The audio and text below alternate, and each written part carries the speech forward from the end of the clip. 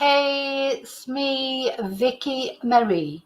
Good morning, good afternoon, or good evening, depending on where you are in this crazy world we're living in.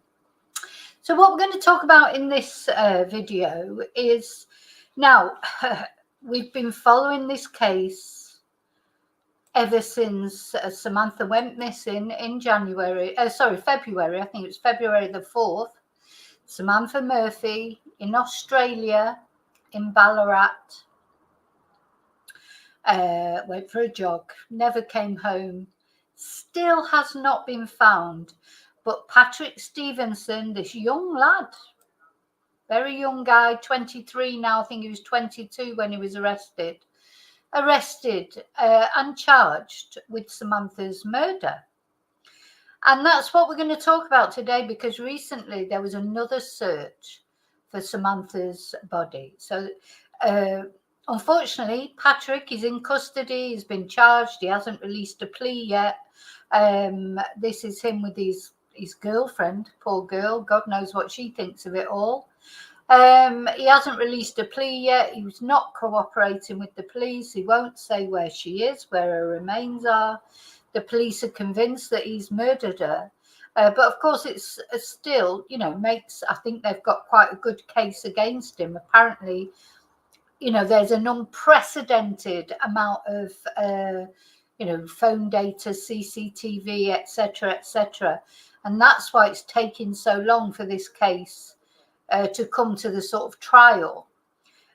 He appeared in court not long ago. I told you about that, but it was a literally 5-minute appearance. Nothing really came out of it of any major significance. But he's back in court in November, and that is an hour-long session.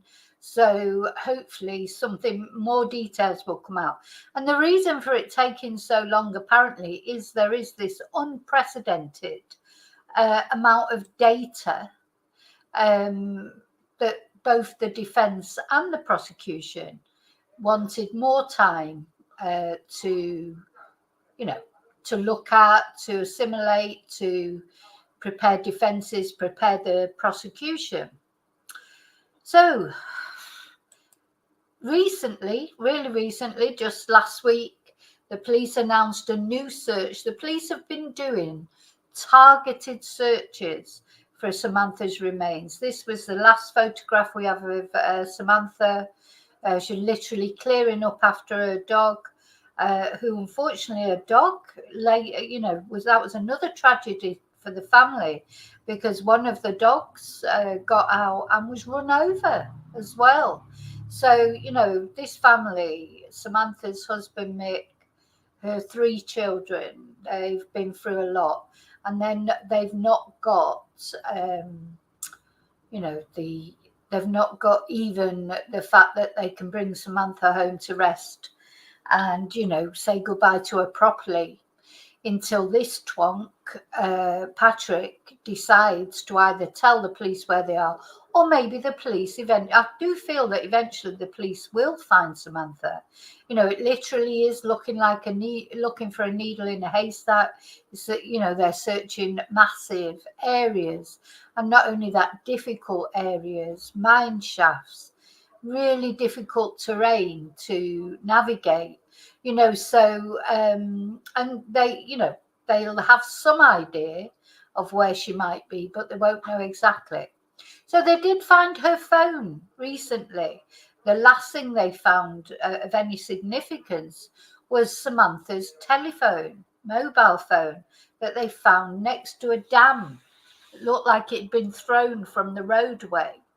And that has been confirmed to be Samantha's phone, and it was in good condition. They've got a lot of information from that phone. We don't know exactly what yet. So this is why now the latest search that they did last week, they've called it off now, and they didn't find anything of significance.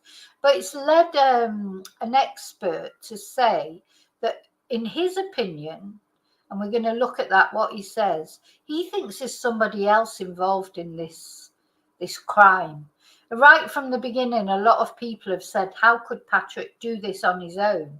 Not only murder Samantha, but then hide her body, so successfully. Then I think what this expert that we're going to listen to talking, or read what he had to say, and we're also going to listen to a podcast from somebody else talking about the case and what they think about it. Well, it's not, well, it's a radio show, so it's like a podcast on the radio. And what they, or certainly one of them, in his opinion, in his expert opinion, he's an investigator and he's quite well respected in Australia. There is somebody else involved. Now, the police have been adamant that nobody else is involved, but the police will say things like that because if they do think somebody else was involved, they don't want them to know, that they're on to them. Patrick's saying nothing. Patrick's keeping stum in prison. So if the police do suspect somebody else is involved in this, we don't know what they've got. They might have CCTV, they may have phone data. We just don't know what they've got. If they do suspect that somebody else is involved, they're not going to say that either. And what this expert thinks is that a lot of the information that the police is releasing piecemeal is like to try and flush somebody out. They're trying to, they're giving out these little bits of information here and there, trying to flush out who the other person is. So maybe they know, or they think they know who the other person or persons are. But as far as the police officially are saying at the moment, is that there is nobody else involved. But going back before Patrick was arrested, the police were saying that they thought there might be somebody else involved. So, at the end of the day, the police are going to say what they think will bring this case to a successful conclusion. They don't have to tell the truth. All they have to do is give out the information they think is suitable. So that, it's not necessary for them to tell the truth, is it? So that's what we're going to talk about today. We're going to talk about what this expert has said, the fact that this latest search has been called off with apparently no significant findings, and listen to this radio show of somebody talking recently about the case. And we're going to just listen to all that and, as usual, make our own minds up, aren't we? So I'm just going to say hello to everybody first. Hi, David. Hi, Chumba. Hi, Lily Paulie. Hi, Laurie. Yeah. Exactly, David. Could the girlfriend be giving evidence against Patrick? We just don't know, do we? It's all very top secret, isn't it? Now, when Patrick was arrested, I think he was staying at his girlfriend's house, or he was with her anyway. So, what does she think about it all? How awful. Imagine you just sat chilling with your boyfriend, with your partner or whoever, and then the police burst in, like a SWAT team bursts in, arrests your partner, and not only arrests him, but, not for like shoplifting or, not even drug possession or something that you could sort of more or less forgive him for, but for murder, and probably RAPE as well, but murder and hiding a famous case like that. Everybody in Ballarat, everyone across the world, it was one of those cases that grabbed everyone's attention. So definitely, if you lived in Ballarat, in that local area, you would know about it. And then there she got, they're bursting the police while you're sat chilling with your partner, arrest your partner. And, she's young, he's young, how, I just can't imagine how that feels. Hi, Julie. Thank you so much for the super chat. Thank you. So, yeah. And, Patrick had been to a party, hadn't he? Apparently been out the night before. We've seen videos of what he gets up to at parties. Is like, sniffing a bit of Charlie, and lying. He was absolutely out of it on the videos we've seen. So you can presume he was like that the night before. But then, of course, that begs the question, how was he capable of attacking Samantha? And she wasn't, she was strong, physically strong. She was running all the time. She wasn't some frail sort of person. So how was he capable alone? I mean, he's a sporty guy. He looks like quite muscly, even though he was quite wiry before. But a football player, etc. He's a lot bigger now from when we saw him in court when he was in court recently. He's really bulked out. But Samantha wouldn't have just sort of rolled over. I mean, she was strong and that. So how did he do that on his own if he was so coked up and or maybe that gave him strength? I don't know. What does that sort of thing do to you? Does it give you strength? Or when we saw him taking cocaine and being drunk and what if he just looked completely out of it? And you think, but who knows what effect that had on him? Or was he on his own? Or was he with somebody else? So this is the question anyway that I'm asking in this video. So let's have a look. Julie, I hope you're not on the tequila yet. It won't. So happy Wednesday to everyone. I just want to say it's halfway through the week already. And tomorrow night we've got the Nicola Bulley documentary. I feel like not even watching it now. I've got so angry about it all this week. But of course I will watch it and see, we'll see. But anyway, we're not talking about Nicola today. We're talking about Samantha. And let's have a look at, first of all, let's have a look at a couple of videos just saying that this new search was going to, be done. Now let me find it.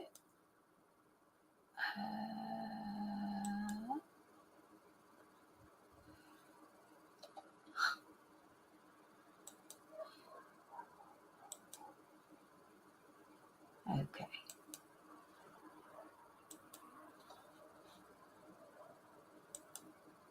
Yeah, so just have a look at a couple of news items.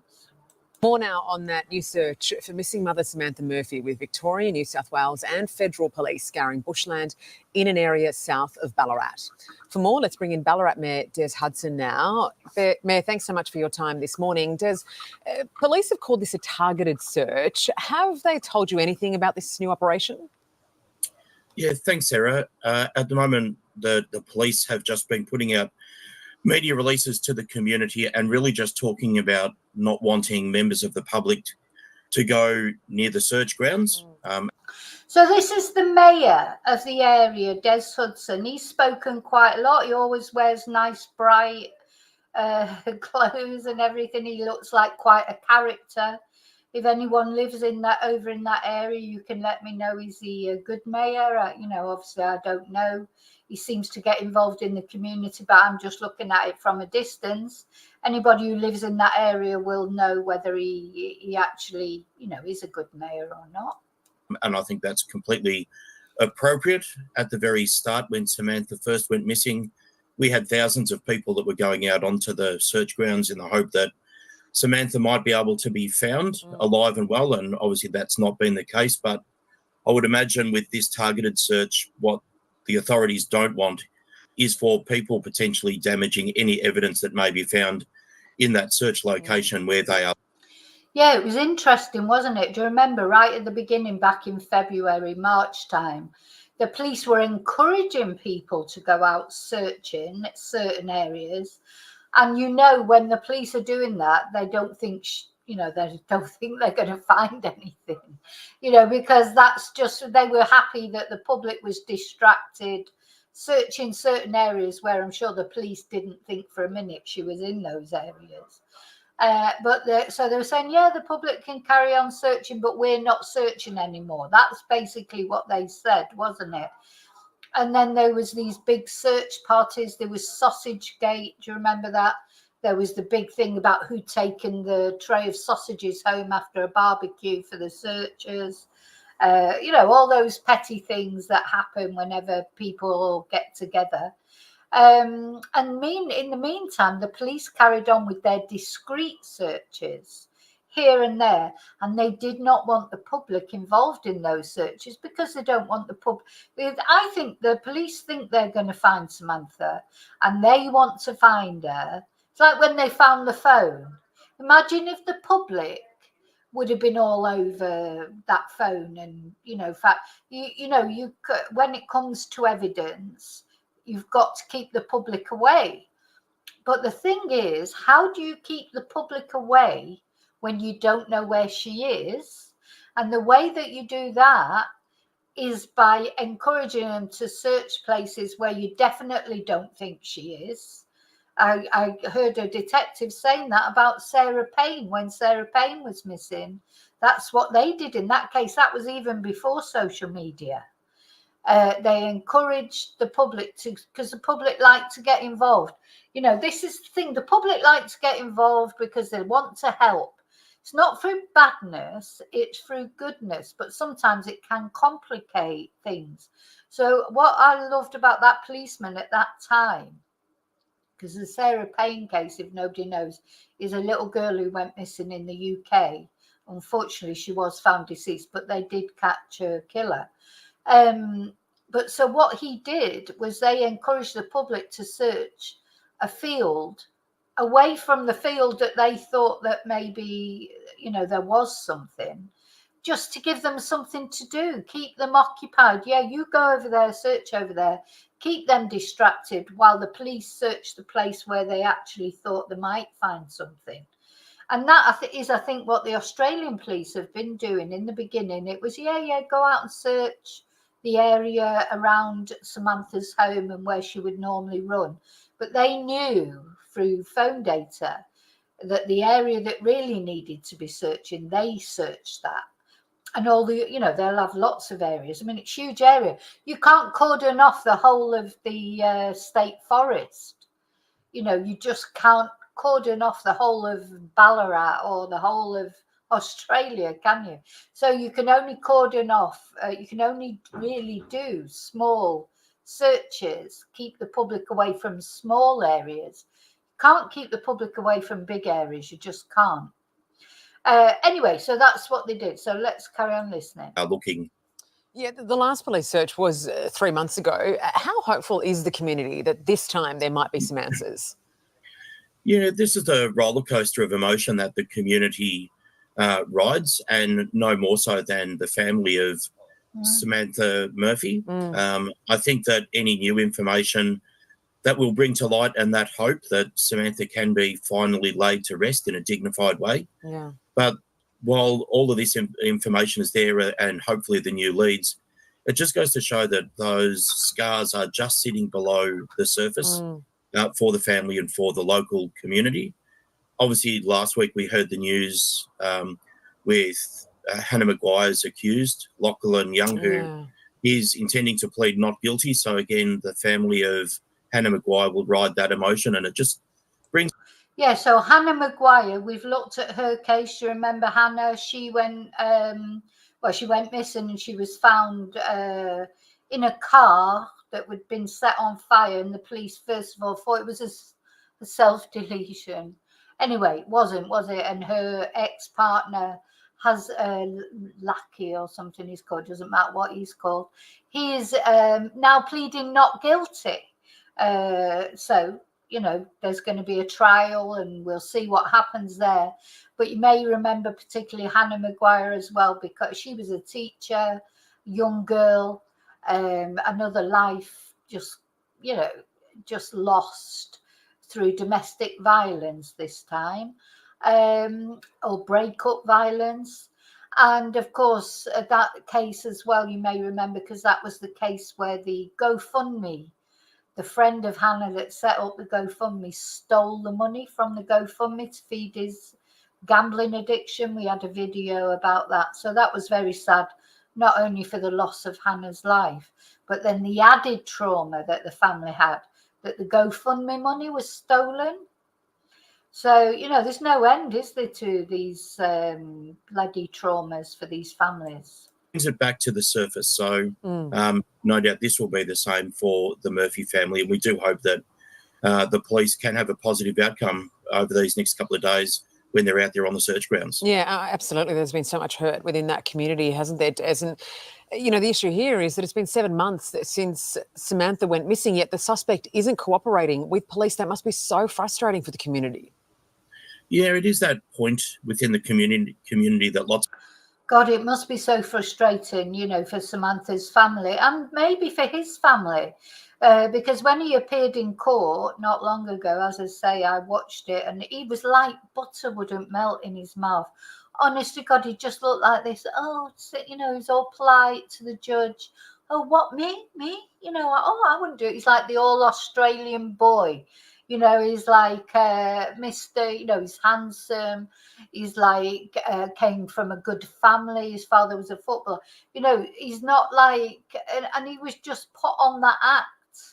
Oh no, I wouldn't do anything wrong. He was just like Bambi in the headlights, and this makes me sort of, because people do. You know, he got away with because we found out, didn't we, that actually, I think it was a year before Samantha was murdered, he got away with smashing his motorbike into a tree or whatever when he was drugged up, drunk or whatever he was. And probably because he is a white middle class, you know, handsome young boy. If he was some, I don't know, somebody from a poor family or maybe a different colour skin or an immigrant or whatever, but people don't get away with things like he got away with that. And if he hadn't got away with that, because no charges were ever brought, if he hadn't got away with that, would Samantha still be alive now? Because he was escalating, wasn't he? He was living this lifestyle where he thought he could just go out, get drunk, get stoned, you know, take drugs, drive home, ride his motorbike, you know, do whatever he wanted. And he was endorsed in that by the fact he didn't get any charges from what he did the year earlier. So, you know, the police, I think, honestly, there is this bias. You know, people get, it's like with, it reminds me of like Gabby Petito and Brian Laundrie. He got believed when the police stopped him because he was some white middle class young lad who the police believed him, you know, because, and took his word over Gabby's because she's just a little woman, you know, like, oh, it just drives me mad because the police are human beings like the rest of us. And a lot of people make assumptions about people based on the colour of their skin, based on their background, based on their age, based on, you know, their social upbringing or whatever. All these decisions are made. You know, the police do make these decisions and they do let people get away with things sometimes when they shouldn't. So I've forgotten why I started talking. I started ranting and I forgot why I started it. But yeah, and I do think that Patrick will. Oh, that's right. When he was sat there, he said, "Yes, Your Honour." You know, honest to God, he just looked like butter won't melt. And I think I told you at the time, you can see the people that are watching the link for the court, and his mother was amongst those people. And you know, I feel for her because. Well, I feel for her if she is genuinely sort of trying, because I heard, and I don't know if it's true, that she was trying to get him to cooperate. I hope she is. I hope she's not one of these mothers that thinks, you know, the sun shines out of her son and you couldn't do anything wrong. You know, I love my son to bits, but I know, you know, if he did something, I would know if he'd done it or not. Or, you know, I'm not saying he's perfect because he's not perfect. But, you know, things like that. And if it turned out he had done something like that, I would still love him. I would still love him. He'd still be my son. But, you know, you've got to be realistic about the evidence and things like that. And I was watching on Netflix about Lacey Peterson and Scott Peterson. I don't know. Anyway, I won't go into the whole case because we're talking about Samantha. But Scott Peterson, his sister, still believes he is innocent. He killed Lacey. He murdered his pregnant wife and his unborn son, Connor. Took her out to in his boat, dumped her body, and he had a mistress. It turned out he was found guilty. She still believes he's not guilty. It's just ridiculous. This denial. Sometimes it's one thing to stick up for your loved one, but once you see the evidence, like the evidence against Scott Peterson, and she knew Lacey, and that's her nephew as well that he's murdered. How could she? It's just beyond me. But anyway, that's how strong denial can be. I think you can never underestimate the power of denial. When somebody doesn't want to believe something, how they can just ignore everything, the truth that's staring them right in the face, because they just don't want to believe it. Lots of people are talking about, and I guess my message to everyone during the media statements that I've given over that time is to let the process take its course. Obviously, the first up court hearing about a month ago has been adjourned off, and we will next go into the courtroom in November. I don't think there will be too many extra pieces of information that will come forward at that stage. Probably not until we get to the trial phase, where parts of the jigsaw will be laid out and then hopefully put together in a logical way that the community will understand how this tragic unfolded for Samantha. Yeah, well, we all are hoping that you do get some answers with this search resuming today. Really appreciate your time, Mayor, and we're thinking of everyone in Ballarat. Thank you for joining us. A new targeted search will resume in Victoria today as officers ramp up efforts to find the body of missing Ballarat mother Samantha Murphy. Live now to Christina Hearn in Melbourne. Chris, interstate and federal officers will be joining the search. Jane, the search involves detectives from the Missing Persons Squad, also Victoria Police, as well as officers from New South Wales and the Australian Federal Police. So this search area, it's understood, is in Grenville, just south of Ballarat and near the dam where Samantha Murphy's mobile phone was found last May. So this search, this fresh search began yesterday. Victoria Police say that they will be back out there today. Ballarat man Patrick Stephenson has been charged with the murder of the 51-year-old mother. It is understood that he is not cooperating with police whilst in custody. Police say that the family of Samantha Murphy have been told of these latest developments, and they are urging the public not to attend that search area. Jane. Chris, thank you. Okay, so hi, Joanne. So, unfortunately, the searches have finished now. For now, I'm sure they'll start up again. So what I want to read you now is what this expert said, that he thought that these searches are about. There might be a way of trying to flush somebody out, which could be, couldn't it?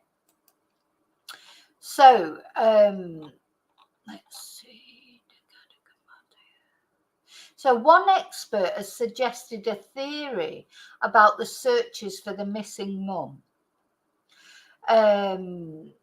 Let's get round to the... So criminal psychologist Tim Watson-Monroe believes that police are remaining overtly tight-lipped for one reason. They think someone else is involved.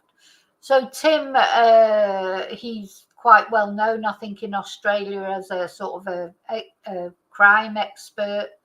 Now, as I say, the police have been saying all along nobody else, well, since they arrested Patrick, they've been saying that nobody else is involved. But Mr. Watson-Monroe said he believes another person was involved in the disposal of her phone at the dam, as it was in good condition when it was found. Of all the dams in that district, on all the farms in that district, they happened to find it there, and as I understand it, pretty well preserved, he said. Clearly, this raises the likelihood of third-party involvement, because by then the accused was in custody. So did somebody else throw that phone there? Did they? Had they been hiding it somewhere? and then they do. I don't know for sure, but is it possible? The psychologist said that police were likely withholding information in hopes of shaking someone down. I suspect that someone took the phone there, and police have intelligence on that. Leaking or providing development to the public is inevitably strategic. I mean, that's definitely true. Sometimes information is sort of leaked out. Sometimes information is drip fed for a good reason, because it's trying to flush someone out. The discovery of the phone certainly indicates to me it was disposed of by somebody who was not in custody, and that would suggest a level of communication between various parties. Now, the thing is, I can't see that Patrick could communicate with anybody, could he, from prison? Because I'm sure they keep a record of every phone call he makes, every conversation he has with anybody. But then before that, was Samantha killed by more than just Patrick? Maybe it was him and a friend, or, we don't know, do we? We don't know. Now, whether that person was involved in the crime, who knows, he said. Probably unlikely. So otherwise, was it somebody that Patrick gave the phone to or confided in, but that person wasn't involved in the actual crime but tried to cover up for him? Personally, I don't think so, because I think who would do that? Even his parents. You would definitely, if it, I'm just thinking about it with my son. If it was my son, I would definitely cover up for him with things that weren't so serious. I'm not saying I wouldn't cover up for him for minor things, but I definitely, if it was something like this, I know for a fact I just wouldn't cover up for him. Just wouldn't. He'd have to face the music if he did something like this. But yeah, maybe, you always do. You're bound to stick up for your children, no matter what. You might have a go at him, like, it reminds me of like when jobs that I've worked in when I've been a manager, and that I always stuck up for my staff, no matter what happened. Now, even when it was their fault, but afterwards, like if they had an argument with a customer, in front of the customer, I would stick up for my staff always. But then afterwards, I'm not saying I would be horrible to the customer. I wouldn't, but I wouldn't put my staff down in front of them. But afterwards, I would have a go at whoever it was and say, like, that's your one strike, you're out. I've stuck up for you there, but if you ever talk to a customer like that again, or if you ever do that again, so this is a whole nother thing. But you give it, if my son did something what I considered minor, even if it was against the law, but not hurting another person. I mean, without I could probably, make him think that I'm not law abiding. I am, but I would certainly let him know that I didn't agree with what he'd done. But if he'd done something like this, violence against a person, especially a woman, anything, so serious as this, no, I would definitely dob him in. I'm sorry, but I would. And he'd have to face the consequences for what he did. I couldn't stick up for somebody or cover for somebody, whether it was my son or not, or any member of my family or anyone. I couldn't cover up for them, knowing that a woman had lost her life because of it. How could you cover up? So I don't think, I don't think his parents will be covering up for him, but you never know. But is it a friend could be covering up for him? Sometimes people believe what somebody tells them, don't you? You might have been saying to someone, I don't know why they're suspecting me. It's nothing to do with me. I'm being wrongly, judged, like bloody Scott Peterson and his sister. Think she's actually done a law degree recently, so she can protect, she can look into the law more and try and get him. She's still trying to get him released even after what he did. He is a monster. Scott Peterson is the worst kind of monster because he's another one. Handsome, had everything laid on a plate for him, had, the best, given his parents were rich. He was given everything he ever wanted.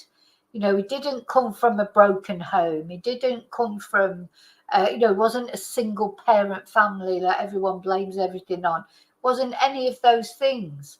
He was just a complete twonk, a complete monster, that he could murder his heavily pregnant wife and his son that was just about to be born, not far off being born. Absolutely, for the sake of, he wanted to be free. He didn't want a baby. He didn't want to be married anymore. He had all these different girlfriends, and one in particular, that Amber Fry, who I feel sorry for her because he told her he was single. So it's not her fault if she got involved with a married man who told her that he was single. So I don't know with Patrick whether anyone else was involved or not, but you just don't know. It could be a friend of his, young lads. I don't know. I'm just thinking of my son. If his friend said to him, "Oh, by the way, I've murdered this woman, but can you just look after this phone for me?" My son would tell him, he'd go straight to the police. He wouldn't stick up for his friend for doing something like that. So this is why Mr. Watson Munro says it's taking so long to find the body, because the terrain where she went on her jog has been one of the biggest barriers to finding her body.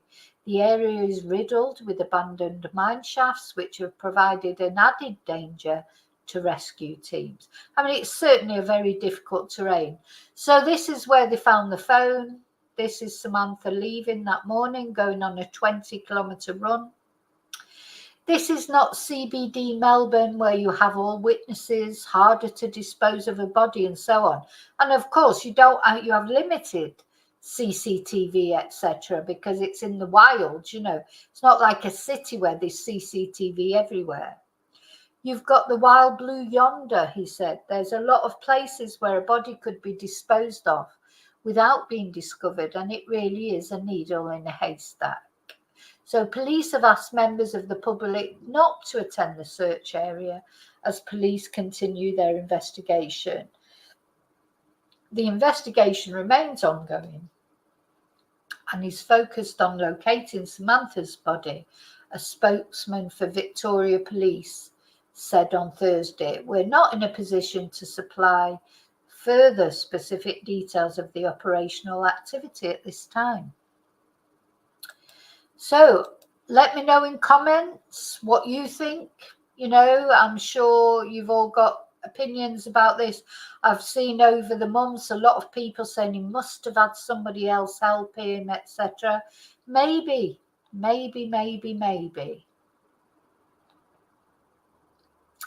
Okay, so now we're going to have a look. Let me just put a couple of windows down. Now we're going to have a look what somebody else had to say about this.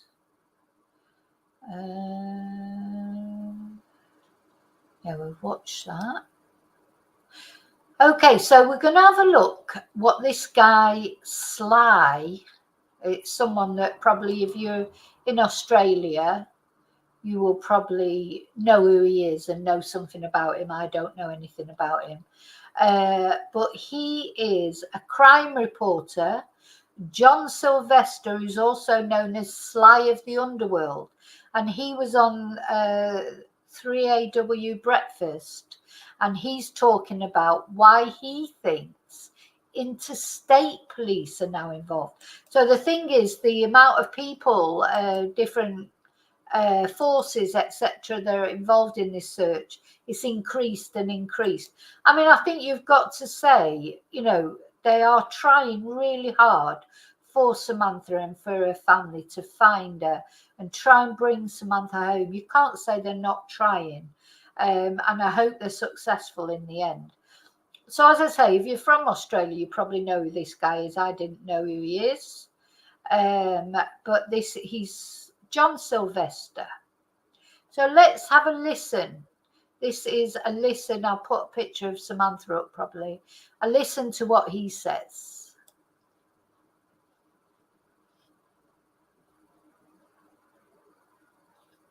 Quick question on a serious matter.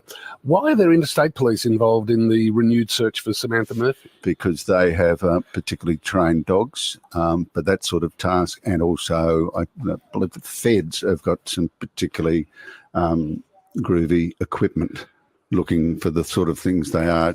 And it shows you the greater cooperation that's going on. We had the New South Wales and Queensland police down for the riots. Mm-hmm. Good on you, Sly. So short but sweet.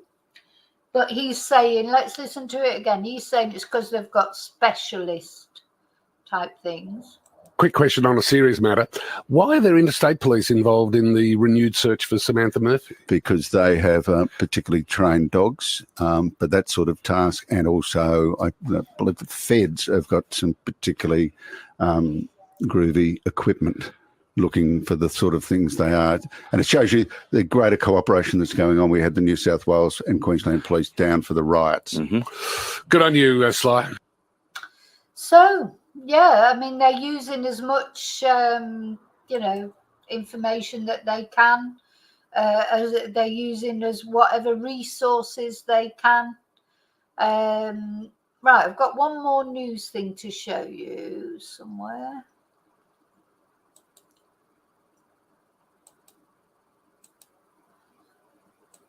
Where's it gone? There it is. I've just got to take that off.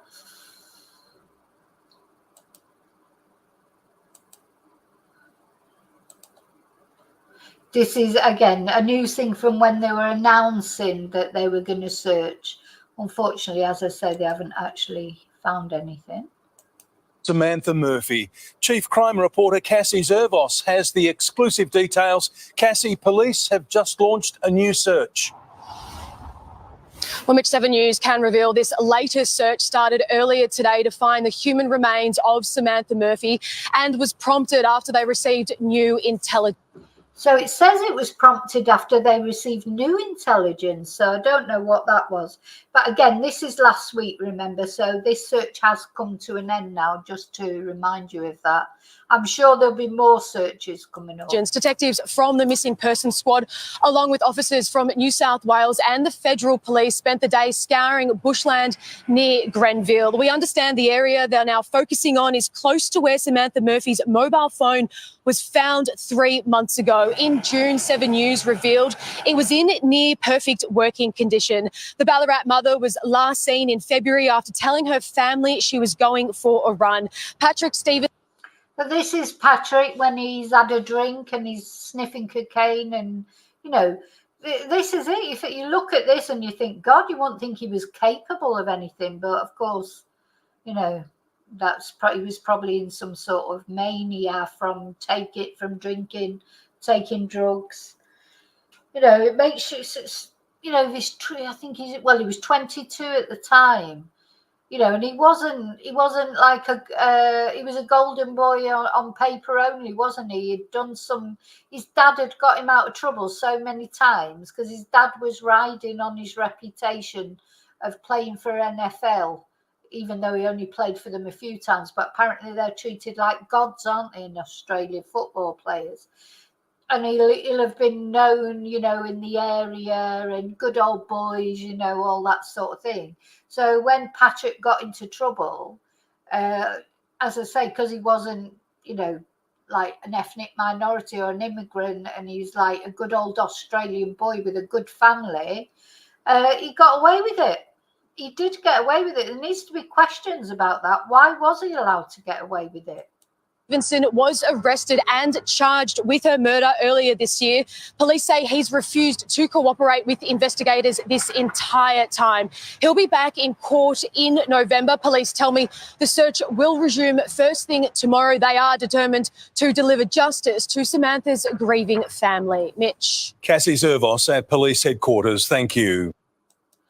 Yeah, I think they will find her. Sooner or later they will find her, but it's just... you know, hopefully they'll find her before it comes to, you know, the trial. So he's appearing in court again in November. I'll definitely be watching that, see if we find out any more then. You know, of course, the longer it goes on, not finding Samantha, the less, what's the word, forensic evidence they're going to be able to find from her body. But I think in the end, it goes beyond that. It's not even about, they've obviously got enough. They had enough evidence to arrest Patrick and charge him with murder. So I don't know if finding the body is going to make any difference to that. I think they've got enough evidence for that. I think finding the body is all about bringing Samantha home for her family. And, you know, to me, it's like Patrick, he needs, you know, he needs to be thinking about his legacy. You know, he's already he's left a shit legacy. If he died tomorrow, his legacy that is left is that he murdered a woman, took her away from her family, and, you know, well done, Patrick. You know, are you proud? Are you proud, Patrick? Have you made your parents proud? But one thing he could do is say where she is. A little bit of redemption for the next world and for his parents, you know, and his family. He could do, you know, he could just do something good in his sad, bloody, revolting life that he's had so far. He could do one thing that would at least redeem him a little bit in the eyes of everyone and in the eyes of whatever he believes in. Maybe don't believe in anything. Well, he'll soon find out. He'll get a shock when it comes to the, you know, you might think, oh, he's only 20 now, or 23 now, or it'll be ages before he goes to meet his maker, but it comes around a lot quicker than you think it does. And I'll tell you what, he'll be scared. When it comes to that time when he's going to meet his maker, nobody will be more scared than him, because he's the one who's got something to worry about. You know, we all do things in life that aren't, you know, that we're not proud of, but things like that. Most of us don't do things like that. And oh my God, I don't know how he can sleep at night. You know, he must be some sort of psychopath. And I think he's, thank God he was caught finally, because you think at 23 or 22 he's never going to do it. If he's done that he's never going to do anything again. Maybe he was a serial killer in the making, and luckily he was caught the first time. So yeah, let's have another, because you know, butter wouldn't melt. This is what a murderer looks like. You know, people think murderers, you know, they're like, look like I don't know, look like what they are. They come out sort of drooling and, you know, I don't know, covered in hair and tattoos and, you know, look like they're a murderer. They don't, they look like that. That's what a murderer looks like. Butter wouldn't melt. Innocence personified, just the good old, handsome young lad, girlfriend, job. He was a tradesman, wasn't he? Electrician or something. Another electrician, something about electricians. He says something about electricians or what, and there he is. He looks a bit smug in that, but you know, he's like just typical young boy. You know, probably been told the sun shines out of his arse all his life, like Stephenson, protected from everything that he ever did wrong, and that's what he's ended up doing. Taking a woman like Samantha away from her kids. And from all intents and purposes, Samantha, you know, is a special person, was a special person who did nothing but good in the world, was kind. You know, Samantha was kind, was generous, thought about other people, was a fantastic mother, a fantastic partner. And this twonk came along and thought he had the right to take her away, allegedly. Just makes me so angry. Anyway, so we'll see. I'm sure there'll be more I'm sure there'll be more developments. I think there'll be more searches. I'm 100% certain there'll be more searches. And I'm sure that in the end, they will find her. I don't think there's been any reward offered Maria. I don't think so. No, no, I don't think so. Hi, Admit.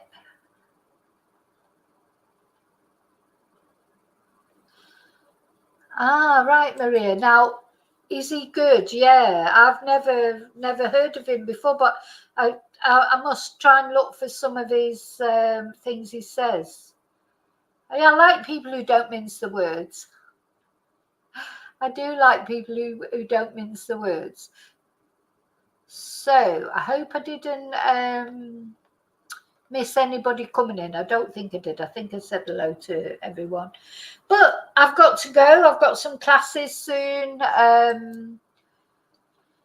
Yeah, I just thought I'd come on and do a live in the middle of like I've got class in about an hour, I think. So I've got to get ready for that. I think what I'm going to do to just finish off now, something that I've not done for a while. I'm going to a word from my sponsor. I am my own sponsor. So I'm going to tell you about the Spanish classes, my Spanish books that are on Amazon. I'm going to tell you about the Confessions of a Spanish Teacher that's on Amazon as well. So if you want to stay on and chat to each other, you know, I know some of you have seen these videos before. You can click out, you do whatever you like. But whatever you do, be careful. And I'll see you really soon in the next video. And until then, may your God go with you. But I'm just going to put on these videos about my books. If you want to learn Spanish, that's my other life. That's what I do in my... It's like I have got two lives, really. But they're overlapping now because on my, you know, even my Spanish subscribers on my Spanish channel seem to quite like the true crime videos as well. So, yeah. Anyway, thank you so much. And I will see you really soon in the next video. So I'm going to, as I say, I'm just going to put on my videos now. If you're looking for something to read, this is the one, Confessions of a Spanish Teacher. And if you're looking to learn Spanish, it's the next video. Thank you. Thank you so much for being here with me, spending a bit of your day with me. I'll see you really soon. Hey, it's me, Vicki Marie. Did you ever want to know a little bit more about me and my background, how I came to become interested in true crime? How I ended up in Spain being a Spanish teacher. If you want to know a little bit about me, a little bit more about me as a person, you can find my book, Confessions of a Spanish Teacher, on any Amazon site, wherever you live in the world. And I believe that everyone has a story to tell, and this is my story. So it's the story of how I grew up in Manchester in the UK on a council estate, and very humble beginnings, and my journey through personal tragedies, disastrous romances, and triumphs to become a single mum, a Spanish teacher, and an interpreter living in Spain, and eventually a YouTuber. Reporting on true crime. So it details my various experiences with people and places over 20 years of teaching, over 20 years now. Ooh, where did that go? Of teaching Spanish and interpreting through the backdrop of the recession, financial uncertainty, severe flooding, and living through COVID.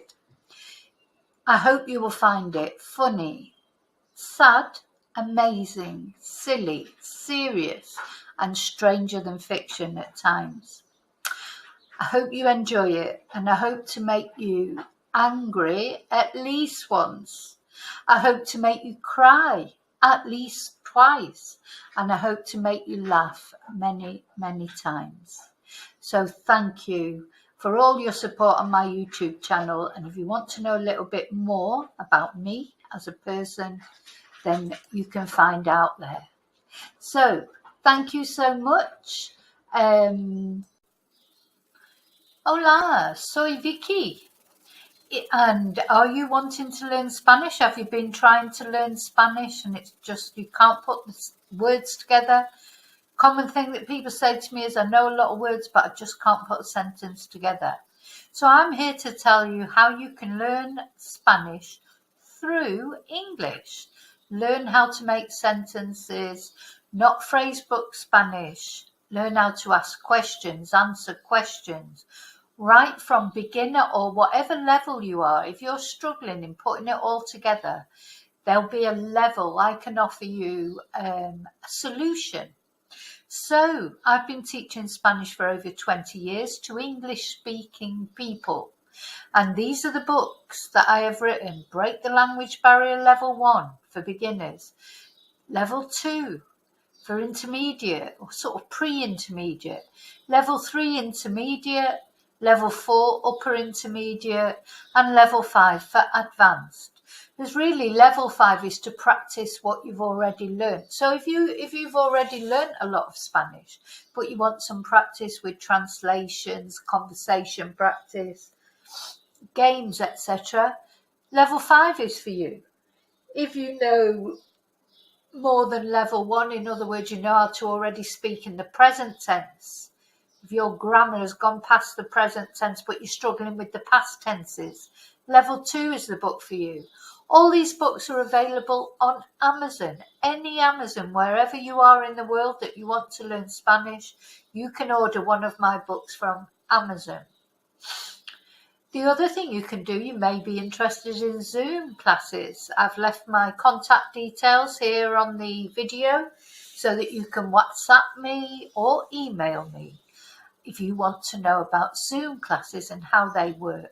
Or another way you can learn is, along with the book, have recorded classes to learn. So although we're not sort of face-to-face as we would be on a Zoom class, you can still ask me questions. You can watch the class, on the video, watch the class which goes with the book. All the books have everything is, the classes, I can either teach you face-to-face like we're talking now in Zoom classes, or if either your budget doesn't run that far or you haven't got the time for Zoom classes, we can do it as a course where you get the book and you get the actual recorded classes, and you can learn in your own time, but you can still ask me questions by email, just not in the moment because it's not an actual one-to-one class, but you'll find that is reflected in the price.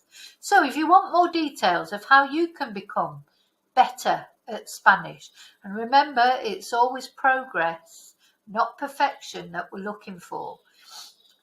Perfection is impossible. Believe me, if you're going for perfection, that's not going to happen for a long time, if ever. But communication, confidence, fluidity, all those add up to be fluency, don't they? Okay, so my books offer explanations in English, step-by-step, easy-to-follow grammar, gradual build of vocabulary and conversation skills, and all the answers are included, and you always have full internet backup. In other words, you can always email me or WhatsApp me a question and I'll get back to you as soon as I can. Okay, so what are you waiting for? If you want to learn Spanish, don't hesitate. Okay, gracias y hasta pronto.